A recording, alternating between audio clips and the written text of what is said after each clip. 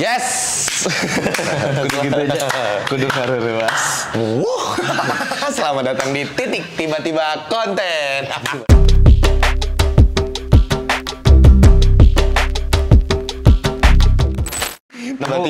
Baru nemu. Bingung nama judulnya, masa judulnya bagus tapi ya. Titik tiba-tiba konten. Iya. Masa judulnya keren. Rasanjani. Pala kecil udah pala kecil, masa namanya kontennya aneh. Mang Fikri. Alhamdulillah teman-teman, kita hari ini kedatangan seorang komika seniorku, berdarah Arab, dan dia juga seorang musisi reggae man Norwegian Zamek Rastafari Jablay siaman anjay Fikri Rasta mang Kalau gitu aja Isaut dia aja. Kemana kabar, sehat? Alhamdulillah sehat. Padahal mah udah tahu dari tadi soal udah nongkrong masih open acara konten gitu kenapa ya? Setengah tilup isuk kayak setengah opat kurang dari tahrim aja. Kemana kabar, sehat ya? Alhamdulillah. Aktivitas kemana ya? Enak ke sisi sekarang lagi itu aja di workshop, lagi mencoba membangun channel YouTube, terus sama fokus ke musik lagi sih. Musik lagi di reggae berarti sama Magic Friend itu? Sama Magic Friend. Sebenarnya sih bukan reggae kayaknya ya. Apa tuh? Naon ya? Iya, garis merahnya sih folk reggae, tapi secara nuansa musiknya banyak genre, ada unsur bluesnya, ada unsur ska-nya, ada unsur, jadi kayak Magic Friend lebih mengedepankan lirik soalnya, jadi kita ngegunain genrenya kayaknya pakai genre yang agak-agak ska lebih dapet nih yang nganterin lirik ini. Tapi lu di album kedua. Album kedua sekarang? Kan album pertama kan album sederhana. Album sederhana. Sekarang mau bikin album lagi, rencananya sih kepengennya kembali berbagi judul albumnya. Oh gitu. 5, gue kan kalau bikin 10 lagu. Nah, rencananya ya, mudah-mudahan terlaksana. 5 lagu di luar. Jadi 5 lagu gue bikin sendiri, 5 lagu mencoba untuk siapa yang pengen PD-nya ngebikinin gue lagu dengan tujuan mudah-mudahan bisa jadi rezeki bareng-bareng juga nih. Oh gitu. Entah AdSense, entah apanya. Nah kebetulan ini si Jani ini bisa bikin lagu, Bang. Bisa ya. Bisa bikin. Itu daripada bikin mie bangkrut. Spaghetti namanya komedi, komedi. Udah sempet DM gue itu si Jani teh. Oh gitu. Bang, boleh gak bantuin mau endorse nih tapi gak bisa bayar. Oh iya, gue bilang gak apa-apa. Gak apa-apa kan. Ya, nanti dibantuin promo. Oke. Pulang weh. Sekian tahun gak ada kabar, barang gak sampai. Ketemu teh barusan gue tanya. Hari lu teh waktu itu mau endorse gue gak dikirim-kirim teh kenapa? Keburu bangkrut. Tahu gak gara-gara apa? Apa? Packaging. Tapi ini berarti kan sekarang fokusnya di musik. Berarti stand up-nya agak jarang apa? Masih tetap jalan, Bang? Jadi gini, gue tuh sebenarnya di komedi itu berusaha untuk tidak terlalu mengimagekan diri gue stand up komedian atau komedian karena gue takut tidak bisa bertanggung jawab. Dan aslinya gue tuh bukan komedian kan. Maksudnya gimana tuh? Ya basicnya bertanggung jawab dari gini ya. Di saat lu punya status sesuatu di dalam dunia kesenian, ya kan lu harus mempertanggungjawabkan dengan karya ya. Kan apal karya orang mataran nambah ya walaupun tetap bikin tertawa lah, adalah sisi bangganya. Cuman basicnya gue memang dari dulu tuh musisi. Musisi bukan ya bermusik lah. Gue bermusik dari dulu sampai sekarang, cuman yang ke expose emang di ranah yang lain. Gitu. Kala itu gue main kan sebelum stand up gue sempat main film dulu tuh. Terus gue sempat sketsa dulu, baru gue stand up. Nah gue ngelakuin ini semua tuh sebenarnya karena memang cari modal supaya bisa bikin album, supaya bisa bikin tour gitu di musik gua gitu. Jadi untuk jembatan sebenarnya stand up itu. Akhirnya stand up enggak sih? Karena esensinya sama musik sama gitu. Lebih tepatnya mungkin buat cari modal kali ya. Jadi kalau jembatan mah kan ditinggalin. Kalau cari modal mah kan enggak ya, dipegang terus gitu. Tapi khusus itu untuk film dan lain-lain sama kayak gitu. Tapi kayaknya kalau untuk stand up agak juga gue pertahanin karena esensinya sama. Setiap bedanya di stand up sama musik tuh cuman yang satu dengan tertawa, yang satu dengan nada lah, gitu kurang lebih. Ya lu juga sama kan ya? Maksudnya kan lu juga anak musik. Temu gue nih anak nih ternyata punya musikalitas yang Ya masih nanti bisa dipertanggungjawabkan, pasti. Masih kosong, belajar dulu ke Bogor, ngendong lah berapa. Tapi esensinya udah ada. Udah kepengenan karena nggak tahu ya dulu teh sebenarnya mah mungkin nggak pede karena sebenarnya kan nggak bisa nyanyi, tapi kan kayak itu mah sebenarnya bisa dipelajarin kan apapun itu. Bisa. Nah waktu itu mungkin nggak punya arah, nggak punya tempat atau wadahnya gitu yang bisa ngajarin atau bisa ngarahin gitu dulu teh. Belum ketemu yang nyaman ya, belum ketemu Anu mungkin itu nggak belum ketemu gitu. Sampai akhirnya mungkin gara-gara stand up sekarang alhamdulillah bisa punya penghasilan dan ini nih harus mimpi yang ini harus tapi diwujudin. Tapi emang di musik gitu Gi, di musik tuh ya polanya tuh emang akan lebih plong di saat secara ekonomi lu aman. Oh iya, gitu. Karena memang proses mencari tanda kutip ekonominya di musik tuh lumayan lebih panjang dibandingin ranah yang lain sih. Iya sih. Lebih berproses gitu. Lu harus agak lama ya gitu dulu gitu, dan lu harus bikin lagu. Ya nggak tahu ya. Kalau pengalaman gua bikin lagu yang bisa disukain banyak orang itu lebih sulit daripada ranah yang lain gitu, karena ada nada, ada lirik, ada aransemen gitu ya. Lu harus punya kemampuan banyak untuk bisa main alat musik buat jadiin lagunya. Kalau lu nggak bisa punya kemampuannya, lu harus punya duit buat ngebayar orang. Implementasiin tuh musik ke recordingnya supaya jadi lagu gitu. Ini kayak dan gue tuh nggak bisa main alat musik dengan canggih. Kalau lu mau tahu mah. Berarti sebisanya aja selama ini. Sebisanya gue itu main gitar genjreng, ritme. Nah sisanya pakai mulut. Yang paling sering gue siksa tuh Dennis. Dan melodinya gini Den. Dennis anjing. Bikin musik pakai mulut. Jadi lu bisa aja. Ini coba Deng. Ini. Udah benar nih. Enggak, tinut gitu. Ya. Jadi bisa ngerjain dia aja. Kebayang gak sih? Sebenarnya emang mau ngerjain nih tadinya mah biar lu gawe gitu ya. Biar lu gawe dulu nih sebenarnya. Nah, dulu sempet gak pede. Siapa? Gua. Kenapa tuh? Anjing gue musisi macam apa ya, nggak bisa main alat musik. Sampai akhirnya mulai percaya diri itu setelah gue tahu ternyata Teh Meli sama. Teh Meli siapa tuh? Meli Guslow. Meli Guslow tuh tidak bisa main alat musik, makanya ada Kang Antohut yang bikinin lagunya. Terus aduh siapa dulu gue lupa tuh yang bikinin lagunya. Krisye juga sama. Jadi ternyata emang ada musisi-musisi yang dia bisa bikin lagu tapi nggak bisa bikin musiknya secara langsung, dia yang bikin gitarnya, bassnya, apanya. Nah alhamdulillahnya gue didukung sama beberapa teman-teman yang memang punya kemampuan itu dan emang kebetulan nge-backup di backline gue juga gitu. Dan itu nggak ada yang salah ya sebenarnya. Nggak ada yang salah. Enggak lah, kenapa? Masa sih salah? Enggak lah, nggak salah. Kenapa emang? Enggak, takutnya Teh Meli aja masih bisa dapat penghargaan dari karya-karyanya. Oh iya betul sih. Berarti kan tidak salah. Nah berarti lebih seneng dipanggil musisi sebenarnya dibanding komedian. Akhirnya gue berdamai dengan keadaan, seniman aja lah.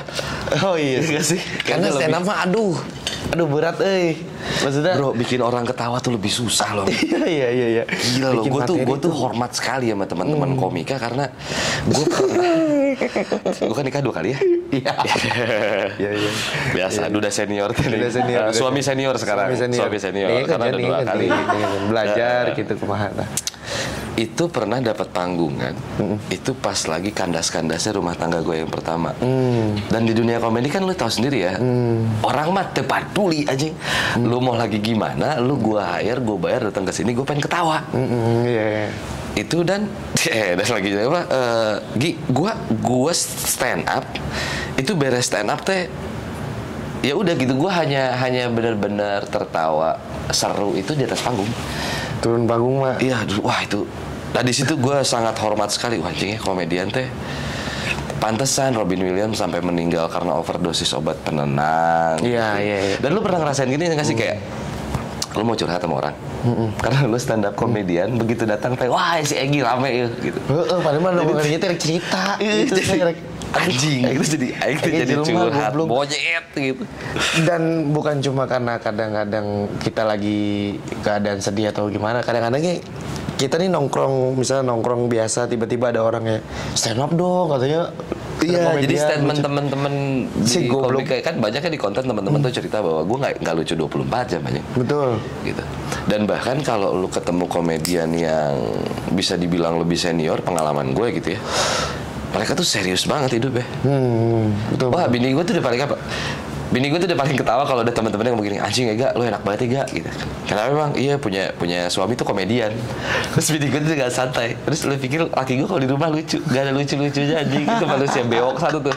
Seriusnya tau jubilah minjali kalau udah serius. Wah kalau udah kesehariannya tuh serius gitu. Maksudnya kayak ya banyak teman-teman yang mungkin belum tahu gitu kalau gue tuh ngurusin sampah plastik gitu. Gue bicara tentang kesenjangan sosial, cuman satu belum terekspos, kedua juga awalnya gue tidak merasa pede untuk gue tuh dulu nggak berani bercerita gini kegiatan gue tuh di luar sebenarnya nggak, karena gue merasa siapa gue gitu. Tapi ya lambat laun dari teman-teman juga bilang nggak apa-apa Fik, sampein aja, dan lu nggak bisa ngontrol semua orang akan suka dengan statement lu kan. Kalau ada yang suka kan lumayan gitu. Nah, sebenarnya keseharian gue tuh begitu gitu. Cuman memang kalau di tongkrongan emang ada darah Arabnya kali ya, jadi nggak bacot tuh gitu kan. Sakaluar rasa celetukan gitu. Lucunya tuh gue lucu-lucu di tongkrongan. Gitu. Gue juga nulis materi. Gue tiap nulis materi aja malah jadi lagu. Dan jadinya serius menulis tuh. Gue nulis materi kenapa jadi serius gini anjing, nggak ada lucu-lucunya. Oh emang. Jadi pertanyaan doang. Iya. Jadi ayo premis punchline. Premis. Begitu. Makanya gue nggak pernah nulis, dan komedi gue lebih ke spontanitas. Nah di situ yang akhirnya gue tidak berani berstatement atau mengatakan bahwa gue teh komedian. Gitu. Karena tanggung jawabnya berat ya. Lumayan gitu. berat banget saat, dan kayak gue ngeliat lu, ngeliat Marcel, ngeliat teman-teman gitu. Gue tuh kan kesal di stand up tuh gue kesalnya sama beberapa generasi aja. Iya betul. Gitu gue di angkatan pertama ibaratnya nih, setelah para founder gitu. Bareng sama Ajis Ajis sudah sampai kemana, Boris sudah sampai kemana gitu. Gue mah di sini-sini aja karena memang dari awal pun gue tuh kan bukan yang niat kepengen jadi stand up comedian. Berawal diundang Taya waktu itu, dateng dong, oke datang, oh ternyata seru gitu. Buat mengisi waktu luang gue, karena waktu itu kan Kloker Kasarung udah jalan kan, di musiknya udah jalan, jadi ya udahlah gitu, daripada gue jenuh di musik doang. Kalau lagi kan ya namanya dunia yang kita gelutin tuh ada titik jenuhnya, makanya butuh hal lain deh gitu.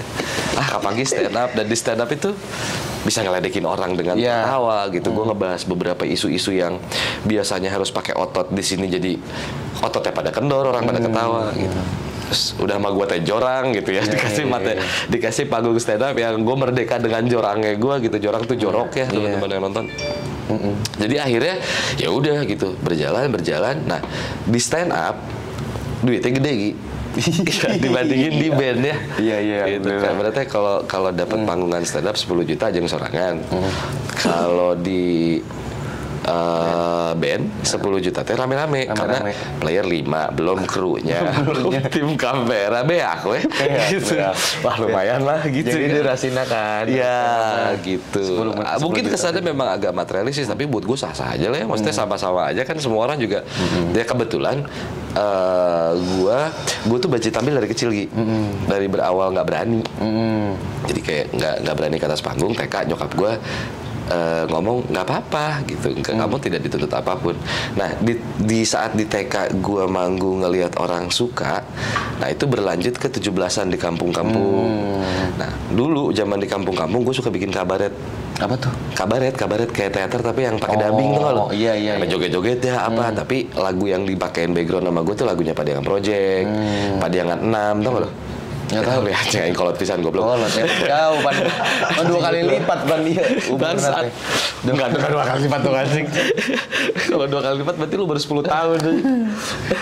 Ya, nah, jadi lagu-lagu Padiangan Project, lagu-lagu kayak Padiangan 6, Padiangan Project Pop. Tahu dong kalau Project Pop. Lagu-lagu gitu, lagu-lagu komedi.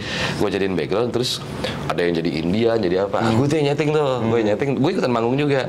Nah, gue sangat menikmati itu. Di saat orang ketawa ngeliatin gue gitu, seneng, seru dengan aksi panggung gue.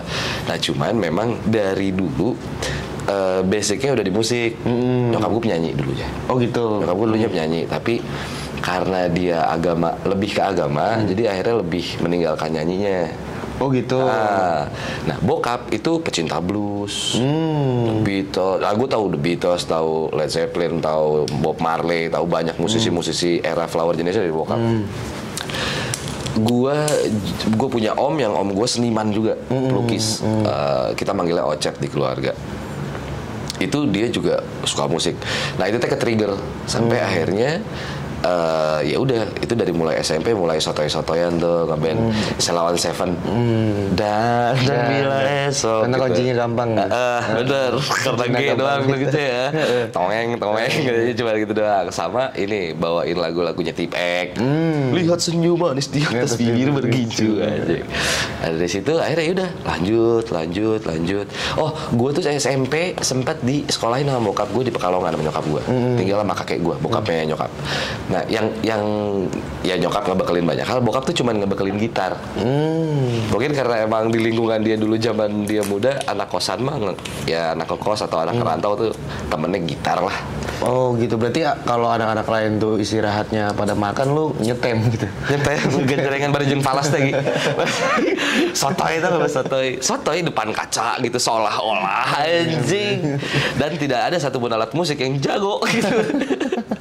Gitu. Nah terus dari situ gue mulai suka bikin lagu, ngarang-ngarang, improvisasi, dan hampir semua genre musik pernah gue lakonin. Jadi gue pernah jadi rapper. Nah itu kemarin gue ketemu rapper Bekasi. Iya, dan dia kemarin open mic kan, bukan itu cerita.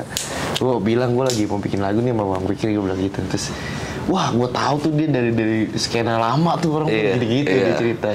Kalau di musik mungkin beberapa teman-teman yang seangkatan gue tahu lah kiprah gue di musik seperti apa. Cuman memang belum ke expose aja.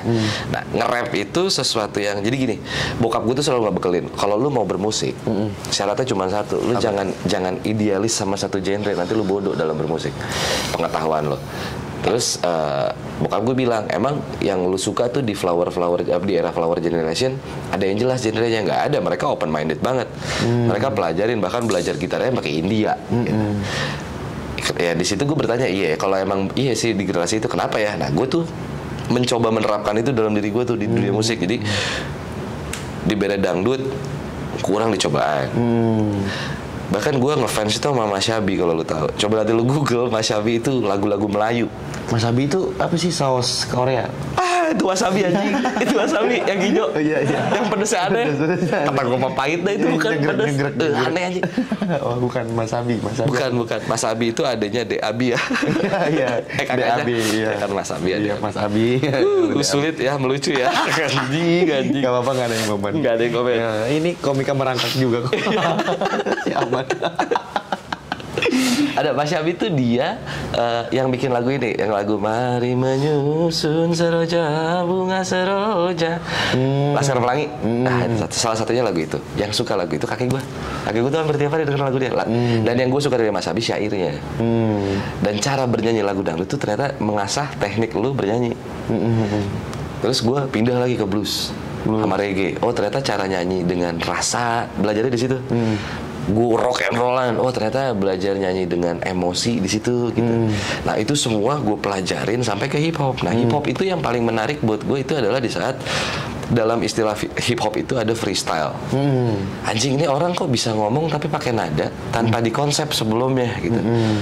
Karena udah punya bekal dari nada-nada di genre-genre yang lain, jadi nggak terlalu sulit gue untuk bernyanyi dengan improvisasi karena nadanya udah nggak harus dicari nih, udah jadi tabungan di kepala. Dan awalnya nge-rap pun gara-gara di Bogor nggak ada skena hip hop. Oh dulu nggak ada? Nggak ada, belum ada. 2000 berapa sih itu? Wah anjing, nggak tahun 2000-an tuh. Oh 90-an berarti. Masuk tahun 2000-an lah. Masuk tahun 2000-an tuh gue masih SMA nggak salah. Main SMA, Bangor, terus ngeliat ada di Bandung ada Impartarial, di Jogja ada banyak, Jakarta apalagi gitu. Bikin yuk. Gue tuh ingat banget temen gue namanya Kuka. Sekarang ikut Ferdi Elemen deh. Gue awalnya bikin breakdance yuk, biar seru Bogor gitu sekarang biar gak sepi, bikin breakdance, udah rame tinggalin. Jadi aing sempat breakdance lagi sempat. Cuma beda skill. Aing itu bisa, udah kaku. Jadi sempat ngerasain. Terus bikin hip hopnya nih, sama Sondang waktu itu. Sondang aja Fik nge-rap yuk gitu sambil freestyle LA Light Streetball. Itu sempat ketemu Upi tuh dulu basket tuh, Tuan 13. Tuan 13 tuh senior di LA Light Streetball juga dia. Aku juga sempat ikutan juga. Itu cuma buat ngeramein aja. aja, sama kepengen nyari esensinya. Ini genre kayak gitu tuh esensinya di mana sih? Gitu. Karena kan gue terbangun tuh nontoninnya John Lennon, Bob Marley. Jadi ke-triggernya tuh ke arah musisi-musisi kiri gitu. Jadi yang gue cari tuh esensi nih, rasa. Terus gue nontonin kayak Eta James kayak gitu-gitu. Pertama kali recording dihina sama produsernya supaya emosinya keluar. Nah gue tuh melajarin di situ. Nah hip hop yang paling terakhir gue cobain nih hip hop nih. Dan gue tuh dari dulu kalau mau nyoba, gue coba sampai ke titik yang paling klimaksnya. Oh di sini, dah gitu. Sok lah mereka freestyle kumaha ge zamanan gue aing gitu ibaratnya. Gue harus sampai ke titik itu. Begitu nyampe udah gue tinggalin.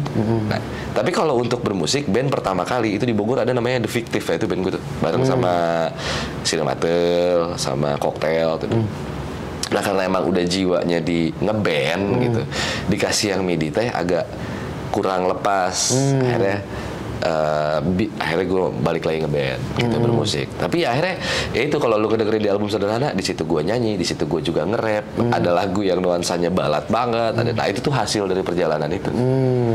Gitu. Ya menurut gue secara pribadi sih, ya itu cara gue untuk menemukan originalitas gue dalam bernyanyi, dalam bermusik gitu. Berarti lama juga ya berarti lu dalam Wah, proses gue bermusik panjang panjang pisan. Gue mah sampai kaci bikin panggung sendiri. Dah gue ngundang gitu anjing, band gue gak ada yang ngundang. Gue bikin panggung. Biangkelnya Kang Maman. Lu tau gak Kang Maman Suherman? Itu player gue juga. Salah satu personil gue. Iya, karena gue punya lagu musikalisasi puisi. Nah, bagian yang puisi itu Kang Maman. Oh, Kang Maman. Viko sama Rispo itu pernah nangis gegerungan di depan gue nih gara-gara Kang Maman baca puisi tentang ibu. Karena ada satu lagu tentang ibu. Nah, kalau di recordingnya lu dengerin ada yang rap namanya Ringga. Nah, tapi kalau di live-nya itu gue nggak pakai rapnya, gue pakainya Kang Maman buat ngisi puisi. Itu Viko sama Rispo tuh dulu pernah pelukan nonton gue perform. Pas Kang Maman barunya begini, jadi aing ongkoh keur nyanyi khusyuk tapi dah hayang seuri nih kali. Kebayang gak sih lu ngeliat mukanya Viko sama Rispo tuh nangis sampai begitu bro. Wah gue bilang gila emang Kang Maman. Berarti itu dari dulu. Berarti sempat ngelihat Kang Maman gondrong. Enggak, udah botak. Oh udah botak. Udah botak. Dulunya kan Gribo dia kan. Terus Nazar Soeharto lengser di botak. Oh gitu. Jadi sempat ngelihat gitu. Fotonya sih gue lihat, gue udah tahu tuh foto-foto dia Gribo. Gue udah gak pantes dah, gue bilang udah bagus lu botak Kang. Gue bisa botak ya bang. Gitu. Nah akhirnya ya udah lahir. Terus gue Rocker Kasarung sempat sama Ferdi Elemen kan, Rocker Kasarung.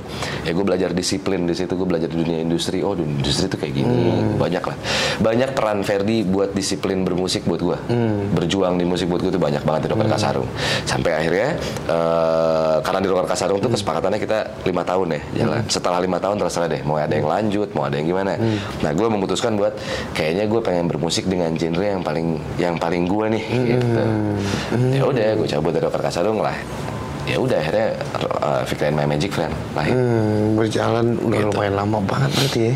Kalau musiknya itu dari tahun 2010 tuh 2010. Lagu Cinta udah jadi. 2011. Itu bikinnya gue dibantuin sama gitaris Rocker Kasarung Acoy. Cuman ya karena itu lagu buat band gue yang mau gue niatin udah lama banget. Dan waktu itu gue masih Rocker Kasarung, ya udah bikin aja dulu lah tabungan. Berarti yang gue tahu dari dulu tuh salah, karena gue dulu taunya ya lu stand up comedian dulu, baru ke musik yang gue tahu dulu. Gue juga nggak tahu ya kenapa ya popularitas gue tuh selalu nyangkut. Jadi gue di film udah lama. Pertama film gue itu sama Jupe, lu dibawa promo kemana-mana. Gue pernah main di film Moonrise Over Egypt, bahkan mendapatkan nggak dapat penghargaannya, tapi masuk ke nominasi pemain biopik terbaik, salah satu nominasi. Tapi ya itu tanggungnya terus gitu. Terus di sketsa gue sempat setahun bareng sama Gilang Dirga, satu angkatan gue. Nah meleteknya tuh di stand up.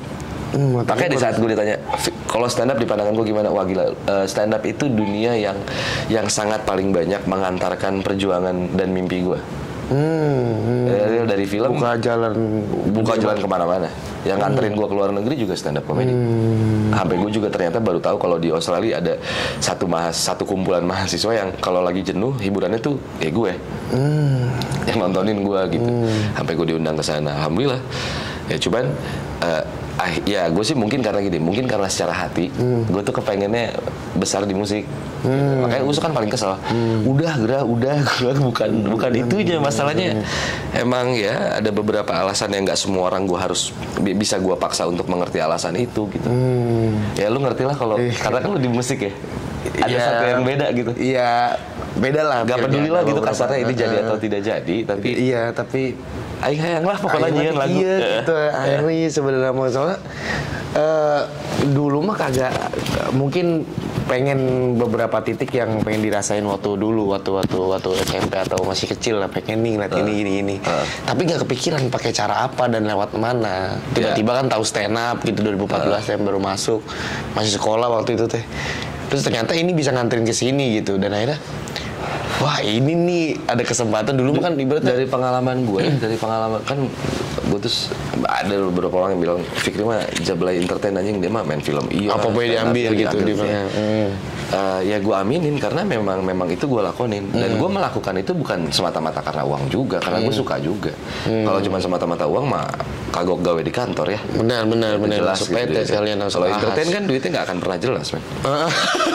Jangan pernah jelas. Jelas. Lu dibayar 20 juta. Itu kan nggak tiap hari, bro. Sebulan sekali aja alhamdulillah. Gitu. Belum dipotong ini itu. Kalau lagi gede-gedenya ya pas lagi lu gede aja. Nggak ada yang menjamin popularitas lu itu harus bisa lu jaga, ya kan?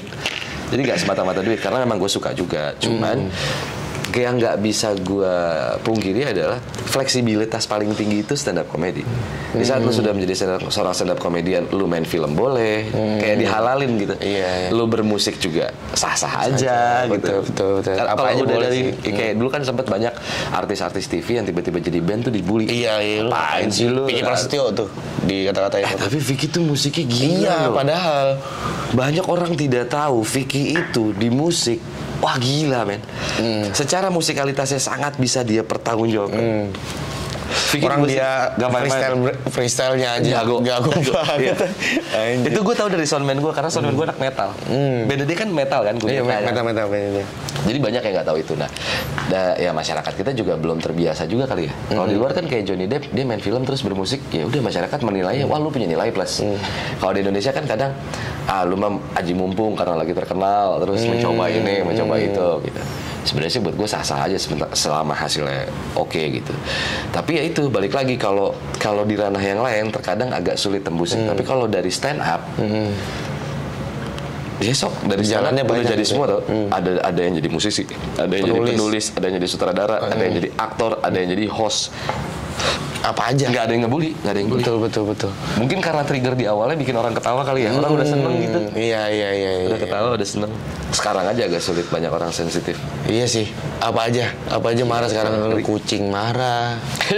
Ngomongin kucing marah. Dan memang nggak tahu ya, mungkin di sekarang kan sosial media tuh banyak orang yang sekarang tuh mungkin tidak siap bersosial, tapi dengan adanya sosial media dia bersosial. Jadi mungkin dia nggak ngerti cara bersosial yang bagus gimana, akhirnya ada platform di mana dia bisa bersosial, akhirnya dia sotoy gitu. Ya. Jadi mungkin kayak gitu, jadi beberapa netizen kan emang tolol kan, jadi beberapanya karena memang mungkin di hidupnya dia tuh sosialnya nggak bagus, tapi dengan adanya sosial media Sama karena sembunyi di balik platform nggak sih? Betul. Kayak lu berkomentar tapi nggak secara langsung. Iya. Kalau secara langsung kan akhirnya setelah dibuktikan mah cedem ya. Cedem tuh ya kendor gitu ya. Tadinya ngegas, begitu ketemu ternyata kendor. Ada yang berani ngegas juga. Tapi ya sebenarnya ya itu balik lagi, dunia popularitas itu kalau kata nyokap gue yang harus hati-hati itu perkara mental. Gila, Iya, bener-bener. Iya kan sih? Bener. Nggak punya duit, nggak diakui, gitu. Terus tiba-tiba duit banyak, dapat pengakuan kiri kanan, orang minta foto. Mental nggak kuat mah pejet bro, akhlak pasti. Bejat pasti follower mah langsung di DM totkuy langsung gitu. Iya. AWW cantik totkuy langsung. Langsung DM totkuy. Iyalah. Aduh anjing. Iyalah, apalagi di dunia musik rocker. Wah iya.